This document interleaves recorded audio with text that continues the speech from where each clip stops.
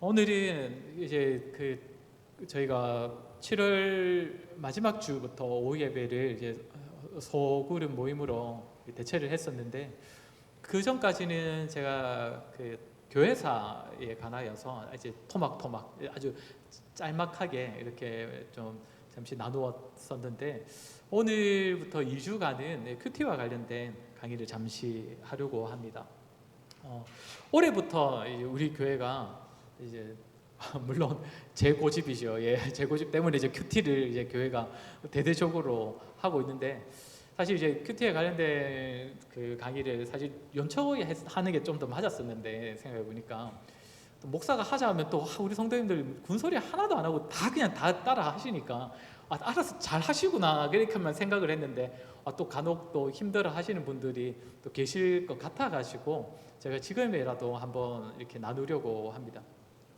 또 사실 연초에부터 시작된 게 이제 반년이 지나면서 살짝 열심히 하던 분들도 살짝 좀 식을 때가 왔거든요, 지금쯤 되면. 그래서 또 우리가 또 교회에서 큐티 책을 사주는데 막 내가 한 달 큐티 얼마나 열심히 했는가 돌아보면 아이고 빈 페이지가 너무나 많고, 또 그거 보면 아이고 나는 우리 교회에 돈만 낭비를 하는 사람 아닌가 이러면서 또 마음이 막 힘들어질 수가 있는데, 제가 미리 말씀드리지만 그게 정상입니다. 예. 우리가 안 하던 걸 할 때 완전히 잘할 수가 없습니다. 그런데 이제 조금씩 이렇게 쌓아가는 것이죠. 큐티라는 것은 일단 기본적으로 말씀을 묵상하는 시간을 의미하는 겁니다. 말씀을 묵상하는 것. 이 묵상하는 것이 굉장히 이제 중요하기 때문에 당연히 이렇게 묵상하는 것을 따로 이제 큐티로 이제 칭하면서까지 큐티라는 것이 생긴 거 아닌가라고 생각이 드는데, 오늘은 그 말씀 묵상이 왜 중요한지에 대하여서 함께 좀 나누는 시간을 가지려고 합니다. 그래서 우리 이제 큐티 하던 게 이제 살짝 이렇게 식어 가시는 분들은 다시 한번 좀 열심을 내실 수 있는 좀 그런 계기가 되었으면 좋겠습니다. 오늘 우리가 읽은 본문에는 묵상이라는 이야기 표현이 나오고 있습니다. 죄송한데 글자가 잘 보이십니까? 예. 복 있는 사람은 결국 그의 율법을 주야로 묵상하는 자라고 명하고 있습니다. 고백을 이렇게 하고 있습니다. 근데 그가 하는 모든 일이 다 형통하리로다. 그러니까 주의 말씀을 잘 묵상하면 그가 복 있는 자고 그의 삶이 형통할 것이다, 이렇게 이야기를 하고 있는데, 그러면 이제 묵상이라는 게 과연 어떤 의미인가, 말씀을 묵상한다는 것이 어떤 의미인가를 우리가 한번 생각해 보아야 할 것입니다. 언제부턴가 한국 교회에 관상기도라는 게 시작이 되었습니다. 저는 이제 개인적으로 별로 그건 좋은 걸로는 보지 않는데, 관상기도라는 건 뭐냐면 소위 말하면 이제 뭔가 이제 어떤 장면이 떠올리기를 바라면서 그냥 눈 감고 이렇게 있는 거예요. 그러면서 뭔가 장면이 눈앞에 뭔가가 떠오르면 이제 그게 마치 하나님께서 주신 메시지인 것처럼 그렇게 또 계속적으로 뭔가 하는 거 말하는데, 묵상은 그것과 전혀 다릅니다. 묵상 그분들은 이제 묵상한다 이렇게 표현을 하던데, 관상기도도 묵상은 전혀 그것과 다릅니다. 묵상은 성경적인 의미로 보자면 이겁니다. 작은 소리로 읊조리다라는 게 사실상 묵상의 원래 어원입니다. 물론 주문 외우듯이 계속 읊조린다는 의미는 아니겠죠, 맞죠? 계속 그냥 아무 생각 없이 뭐 태초에 하나님은 천지를 창조하시나, 태초에 하나님은 천지를 창조하시나 이런 식으로 읊조린다는 의미는 절대 아닙니다. 그 말씀이 계속 어떤 의미인지를 계속적으로 읽어가는 겁니다. 또 읽고 반복해서 읽어가면서 그것을 파악하려고 하는 것이죠. 그래서 옛날 청교도들은 묵상을 뭐라고 표현을 했냐면 소화시키는 걸로 표현해서, 소화시키는 거. 말씀을 읽고 말씀을 듣는 것은 음식을 먹는 것이라면 묵상은 음식을 소화시키는 것과 같다. 그러니까 묵상을 하지 않으면, 말씀을 읽고 보고 읽고 듣기만 하고 묵상을 하지 않으면 사실상 그 영양가가 내 것이 되지 못하는 상태가 된다는 것이죠. 그래서 청교도 중에 토마스 왓슨이라는 사람은 이런 이야기를 했습니다. 5편의 설교를 듣는 것보다 한 편의 설교를 묵상하는 것이 더 낫다. 설교를 들어도 유익이 없는 주된 이유는 책임질을 하지 않는 것, 곧 들은 말씀을 묵상하지 않는 것에 있다. 묵상이 없으면 하나님의 진리가 우리 안에 머물지 않는다. 묵상이 없으면 설교 말씀을 들어도 열정은 생기지 않고 지식만 늘어간다. 이렇게 이야기를 했다는 겁니다. 그러니까 묵상이 굉장히 중요하다는 겁니다. 말씀을 내 안에 새기고 말씀을 내 것으로 가지게 하는 데에 묵상이 상당히 중요하다는 것이죠. 계속 읽고 계속적으로 더 끈기 있게 읽어내는 것.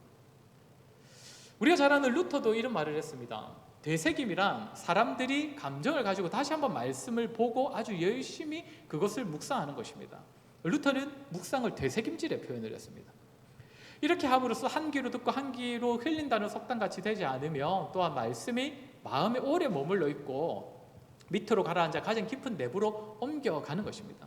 그러니까 말씀을 묵상한다는 것은 계속적으로 읽는 것인데, 읽은 걸 또 읽고 또 읽고 하는 것인데, 어쨌든 계속적으로 곱씹으면서 이 말씀이 의미하는 바를 내 마음 가운데 새겨지도록 하는 작업이 바로 말씀 묵상이라는 것입니다. 사실 우리가 하려고 하는 큐티도 결국 그것입니다. 우리가 좀 더 하나님의 의미를 발견하자는 것이죠, 각자가. 그래서 우리 주변에 항상 통독과 함께 이제 묵상 본문도 같이 실는 겁니다. 통독은 어떻게 보면 우리가 말씀을 계속 가까이 할 수 있도록 노력하는 시간이라면, 묵상은 그 말씀을 내 마음에 새기는 시간이다. 이렇게 우리가 굳이 나눠서 생각해 볼 수 있을 것 같습니다. 그래서 그래서 오늘 이제 말씀의 묵상의 중요성을 가지고 이제 세 가지를 이야기를 좀 말씀을 드리려고 합니다. 이렇게 이미 뭐 청교도들이 말씀을 새기는 것이다 이제 그렇게 이야기를 했지만, 첫 번째로는 분명한 의미를 발견할 수 있는 시간이 된다는 겁니다. 말씀을 묵상함을 통해서 좀 더 분명한 의미를 발견할 수 있다.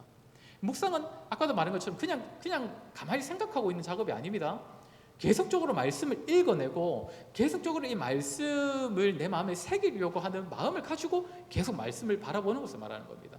우리가 큐티를 할 때도 사실상 이거 한번 읽고 땡이 아니라 계속적으로 읽어내는 것이 중요하거든요. 말씀을 읽어가는 거. 어쨌든 말씀 묵상을 통해서 분명한 의미를 발견할 수 있다는 것. 좀 전에 루터 이야기를 했었는데, 루터는 종교개혁에 불을 지핀 사람이라고도 말할 수 있죠. 근데 그 루터의 마음 안에 또 그 종교개혁에 불을 붙인 말씀이 있다면 우리가 잘 아는 로마서 1장 17절 이 말씀 아니겠습니까? 복음에는 하나님의 의가 나타나서 믿음으로 믿음에 이르게 하나니 기록된 바 오직 의인은 믿음으로 말미암아 살리라 함과 같으니라. 루터가 강조했던 교리가 이신칭이지 않습니까? 그 이신칭의 교리가 담겨있는 저 로마서 1장 17절 말씀을 가지고 루터가 어떻게 보면 종교개혁에 불씨를 붙이게 됐는데, 근데 우리가 생각해 볼 것은, 우리가 이제 그 교회사 때도 루터 이야기하는 도중에 이제 끊겼었는데, 루터가 어떤 사람이라고 했습니까? 대학교에서 성경을 가르치는 사람이라고 했습니다. 어떤 과목을 가르쳤다 했는지 기억나십니까? 시편과 저 로마서와 이제 갈라디아서를 가르쳤다 했거든요. 그러니까 루터가 원래 저 말씀을 몰랐을 리가 있겠습니까? 성경을 가르쳐야 되는 사람이, 저걸 또 전공적으로 가르쳐야 되는 사람인데 원래도 루터는 저 말씀을 알았을 겁니다. 그런데 그가 저 말씀이 이신치기를 뜻한다는 것은 처음부터 알던 게 아니라는 것이죠. 계속적으로 말씀을 묵상하고 가까이 하고 본 뜻을 저 깊이 알아가려고 노력하는 것. 그러니까 묵상을 통해서 루터는 저 말씀을 제대로 깨닫고 그 깨달은 대로 어떻게 보면 종교개혁의 불씨를 붙일 수가 있었다는 것입니다. 우리 말씀을 우리 한번 같이 좀 봤으면 좋겠다 싶은 게 있는데, 우리가 잘 아는 빌립보서 말씀입니다. 4장 10절부터 14절까지의 말씀을 보면 우리가 참 잘 아는 표현이 나오는데 한번 보겠습니다. 내가 주 안에서 크게 기뻐하며 너희가 나를 생각하던 것이 이제 다시 싹이 나미니 너희가 또한 이를 위하여 생각은 하였으나 기회가 없었느니라. 내가 궁핍함으로 말하는 것이 아니니라. 어떠한 형편에든지 나는 자족하기를 배웠노니 나는 비천에 처할 줄도 알고 풍부에 처할 줄도 알아. 모든 일 곧 배부름과 배고픔과 풍부와 궁핍에도 처할 줄 아는 일체의 비결을 배웠노라. 내게 능력 주시는 자 안에서 내가 모든 것을 할 수 있느니라. 그러나 너희가 내 괴로움에 함께 참여하였으니 잘하였도다. 우리가 성경을 읽을 때 좀 가장 좀 의미파하기 힘든 그 종류의 성경 중에 하나가 서신서입니다. 사실 그렇지 않습니까? 구약은 좀 예언서가 그렇죠. 신약은 서신서입니다.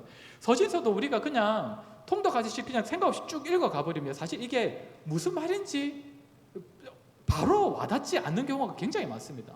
여기도 지금 제가 쭉 그냥 읽어갔는데 사실 그렇지 않습니까? 내가 주 안에서 크게 기뻐하느니라 해놓고는 내가 궁핍함으로 말하는 것이 아니니라 이렇게 얘기를 하고, 그러다가 내게 능력 주시는 자 안에서 내가 모든 것을 할 수 있느니라, 그 뒤엔 또 그러나 하면서 너희가 내 괴로움에 참여하였다.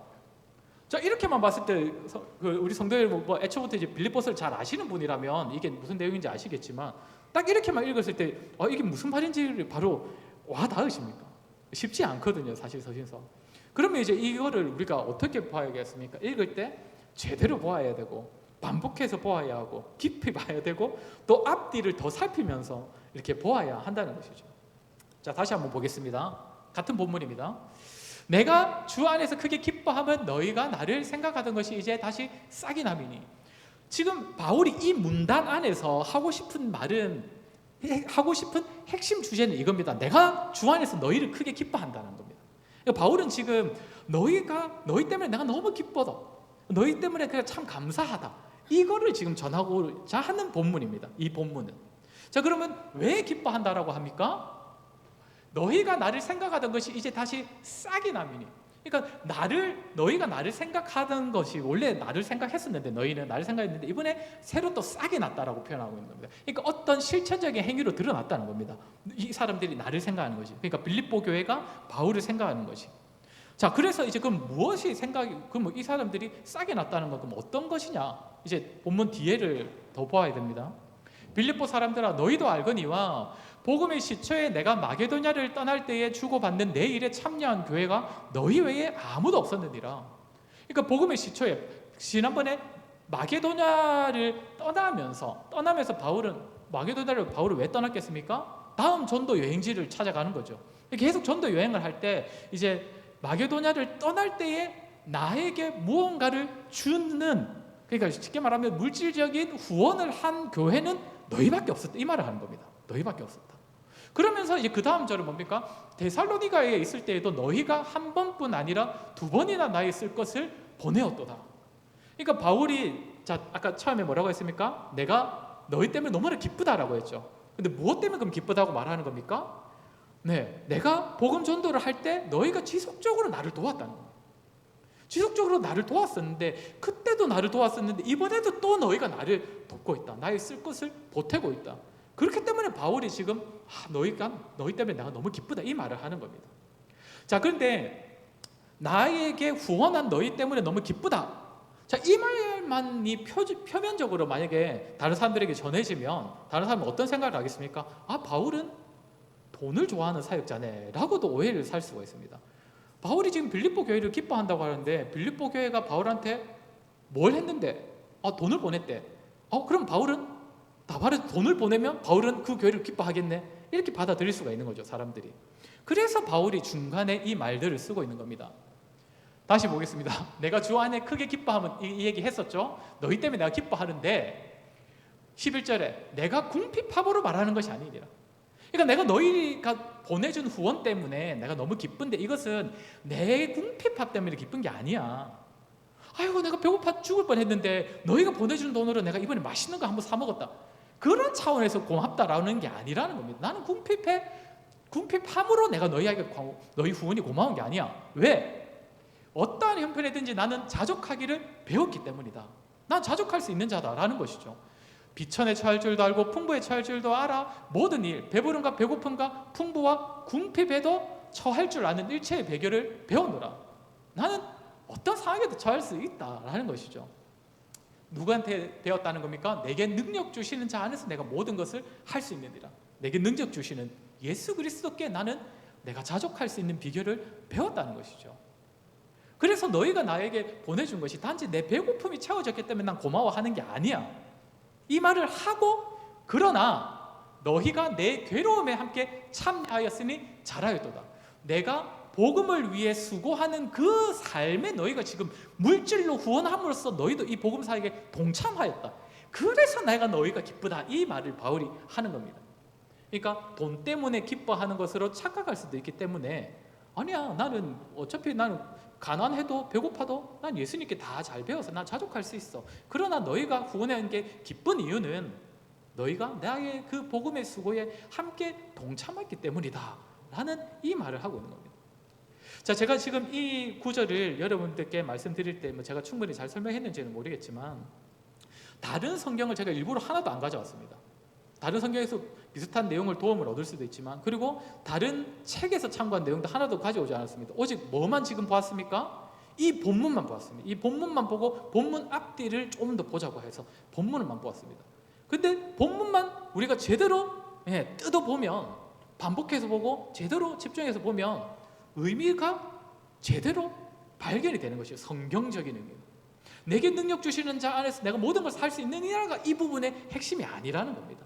사실 그거는 그냥 바울이 나는 자족할 수 있어 라는 말을 하기 위해서 붙인 하나의 표현입니다. 그래서 우리가 묵상을 한다면 이런 식으로 우리가 말씀 본연의 의미를 분명하게 발견할 수 있다는 것이죠. 근데 말씀 본연의 의미를 우리가 분명히 발견할 수 있으면 또 어떻게 될 수 있겠습니까? 그 말씀에 근거한 적용을 우리가 당연히 할 수 있을 것입니다. 사실 성도는 모두가 이 말씀을 읽으면서 내가 이 말씀대로 살아가야지 하는 다 부담감을 가지고 있습니다. 그런 의무감을 가집니다. 그렇기 때문에 말씀을 적용하려고 하는데 사실 말씀을 우리가 잘못 읽으면 잘못된 적용을 할 수밖에 없는 것이죠. 그게 너무 당연하지 않겠습니까? 그래서 우리가 말씀을 묵상을 해서 바른 말씀의 의미를 발견하면 바른 적용을 할 수 있습니다.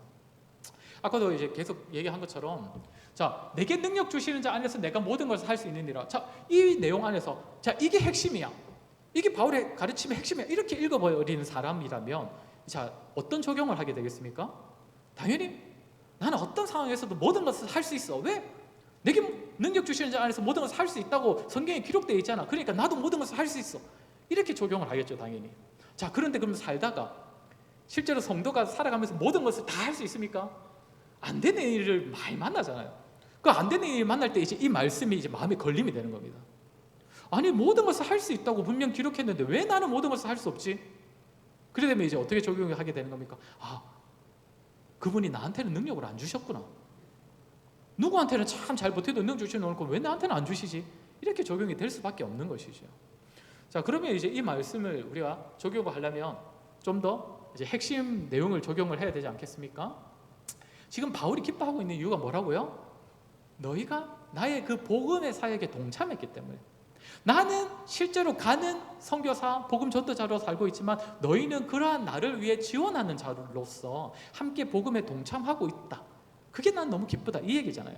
그러니까 이 핵심이 이제 우리의 적용점이 되어야겠죠. 바울 사역에 대한 빌립보 교회의 지원이 이 부분의 핵심이라는 거예요. 그럼 우리가 어떻게 적용을 해볼 수 있겠습니까? 먼저는 교회는 사역자들에게 지원을 아끼지 않아야 한다.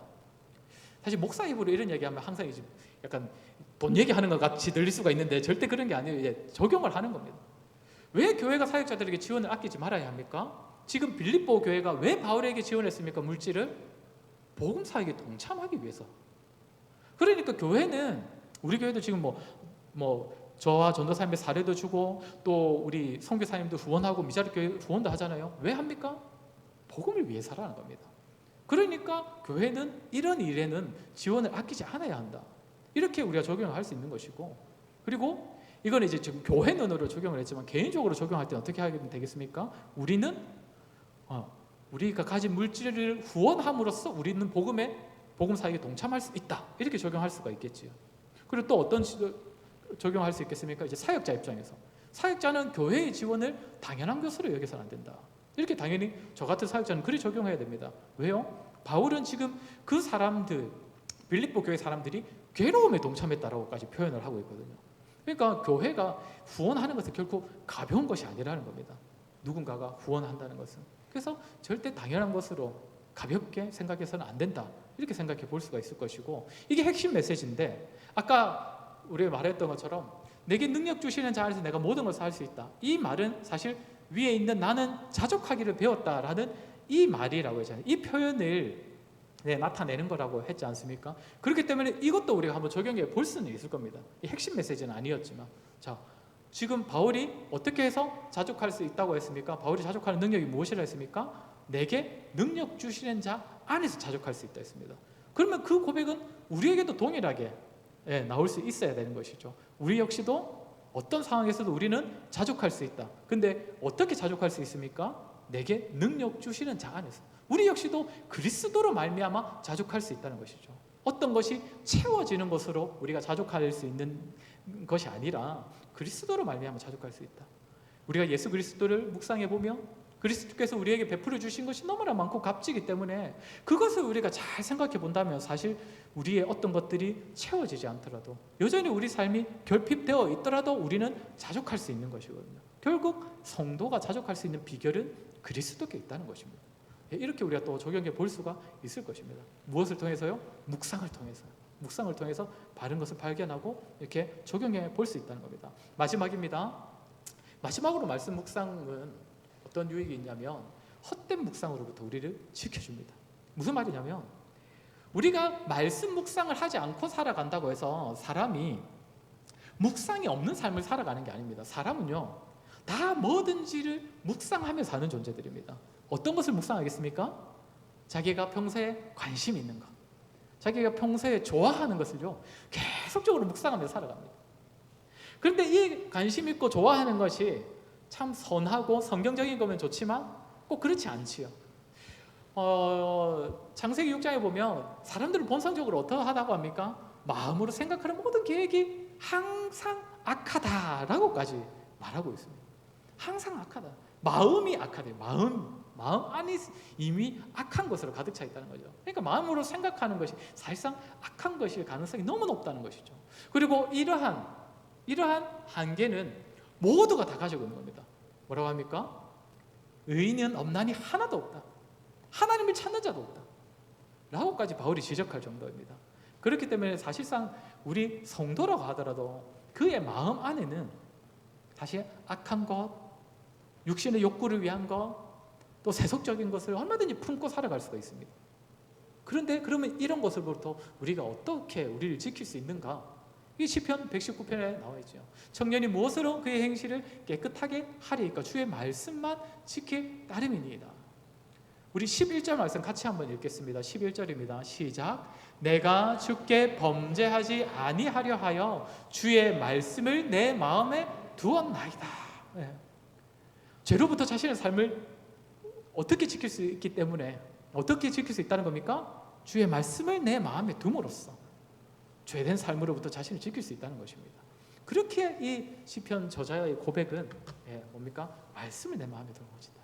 우리가 말씀을 계속 묵상함으로써 그냥 읽고 지나가는 것이 아니라 나 오늘 몇 장 읽었어, 나 오늘 몇 분 동안 성경 읽었어, 이걸로 만족하는 것이 아니라 정말 이 말씀이 무엇을 뜻하는 것인지, 하나님께서 나에게 어떤 말씀을 주시는지, 그리고 내가 어떻게 살아야 할지를 계속 고민하면서 이 말씀을 계속적으로 읽어내고 자신의 마음 가운데 새기는 사람은 그 헛되고 악한 것으로부터 자신을 지키며 살아갈 수 있다는 것입니다. 그렇기 때문에 저와 여러분, 말씀을 읽는 것과 더불어 말씀을 묵상하는 삶에 참 열심을 내는 그런 저와 여러분이 되었으면 좋겠습니다. 그래서 하나님의 말씀을 그 본연의 의미대로 깨닫고 또 그 말씀을 잘 적용하여서 죄와 그로부터 우리 자신을 잘 지키며 살아가시는 저와 여러분 되기를 주의 이름으로 간절히 소원합니다.